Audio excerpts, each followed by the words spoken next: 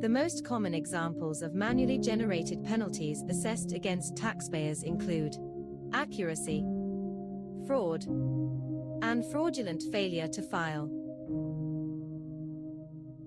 The three most common penalties for taxpayers are failure to file penalties, FTF, failure to pay the fines, FTP, and accuracy-related penalties. Failure to file penalty facts. Section 6651A1 imposes a penalty for failing to timely file tax returns. The penalty is 5% of the net tax due each month. The maximum penalty is 25% of the net tax due. This means the penalty can apply for up to 5 months. If you do not file the return within 60 days of the due date, the minimum failure to file, FTF, penalty is the lesser of $205, or 100% of the net tax due. If both penalties apply to the same month, the FTP penalty reduces the FTF penalty. For each month, the FTF and the FTP penalties apply if the return is late and is limited to 12 months. The penalty applies if the S corporation does not owe tax.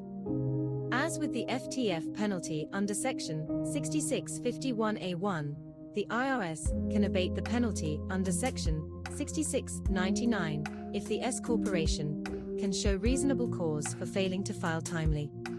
Unlike partnerships, the IRS does not provide an exception for S corporations.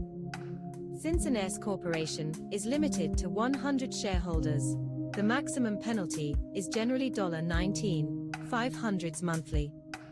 However, if shares were transferred, the penalty would be higher because the IRS counts both the transferor and transferee when computing the penalty.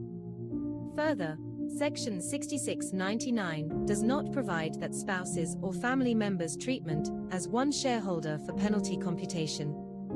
Count spouses and family members separately even though you do not count them separately for the 100 shareholder limit. Failure to pay penalty facts. Section 6651A2 imposes a penalty for failing to pay the tax reported on a tax return by the due date. They are assessed and shown on a notice and demand payment within 21 calendar days, or 10 business days, if the amount is $100,000 or more. The penalty is 0.5% for each month, or part of a month of the net tax shown on the return that the taxpayer does not pay by the due date. The maximum penalty is 25% of the net tax due.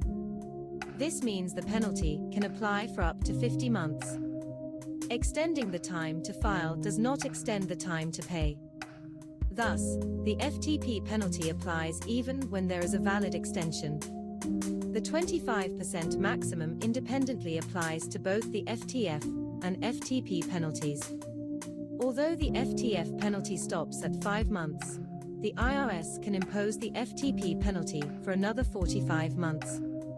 When coordinating the FTP penalty with the FTF penalty, the maximum combined penalty is 47.5%, 5 months of FTF penalty at 4.5% plus 50 months of FTP penalty at 0.5%.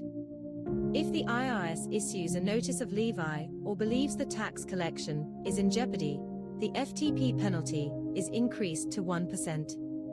The penalty is reduced to 0.25% each month if you have an installment agreement in effect. Section 6651H, which only applies to individuals. Thank you for watching. Please follow to learn more about aspects of this subject in Part 2.